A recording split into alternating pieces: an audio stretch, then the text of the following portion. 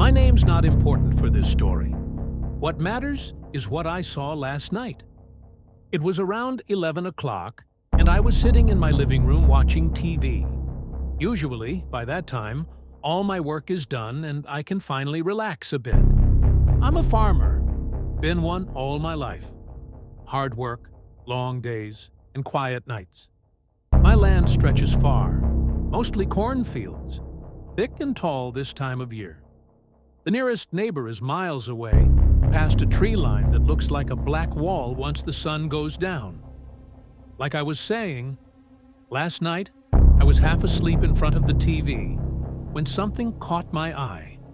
A flash of light through the window. It came from behind the cornfields.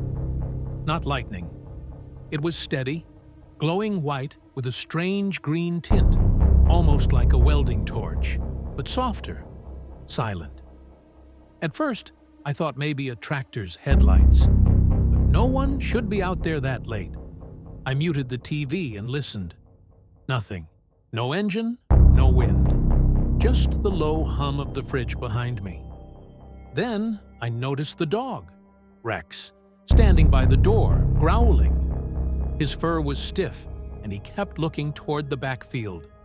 I grabbed my flashlight and went to the window, pulling the curtain just enough to peek outside.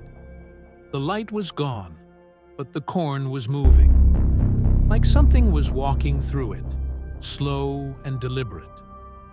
I felt that pressure in my chest, the kind that tells you you're being watched. I opened the back door and stepped onto the porch, shotgun in hand. The air was dead still, but I could hear faint rustling between the rows. Then I saw it. Two small figures moving between the stalks. Not animals. Their heads were too big, their limbs too thin. When my flashlight hit them, they froze.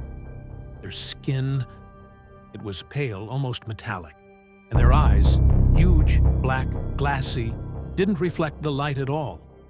I stood there, frozen, trying to make sense of it. Then, one of them tilted its head, slowly, like it was studying me. I fired a shot into the air. The sound echoed across the fields, but they didn't run. They just crouched lower, then started to move again, faster now, toward the house. I slammed the door shut and locked it, heart pounding. The dog was barking like crazy, scratching at the floor. I turned off the lights, crouched near the window and waited. A few seconds later, tapping. Light, rhythmic tapping on the glass, like someone drumming their fingers.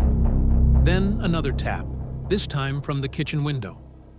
I whispered to myself, "This ain't real. This can't be real." But then I saw them. Two silhouettes at the edge of the window, their faces pressed against the glass, mouths slightly open, eyes too large for their heads. No expression, just watching. I backed away slowly, gripping the shotgun. And then, from outside, came a faint humming sound. Not loud, more like a vibration in the air, building in waves.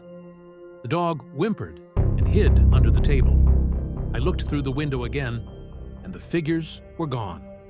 The humming grew louder, shaking the walls, and a glow lit up the backyard, so bright it cast sharp shadows across the room.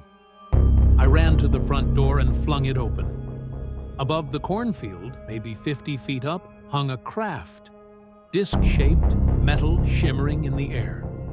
It pulsed with that same eerie green light I'd seen before. For a few seconds, it just hovered, completely silent.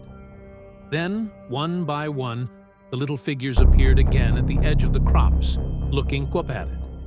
They turned toward me, just once. I swear one of them lifted a hand, like a wave. Then the craft rose higher, faster than anything I've ever seen, and vanished into the stars without a sound. The night went quiet again.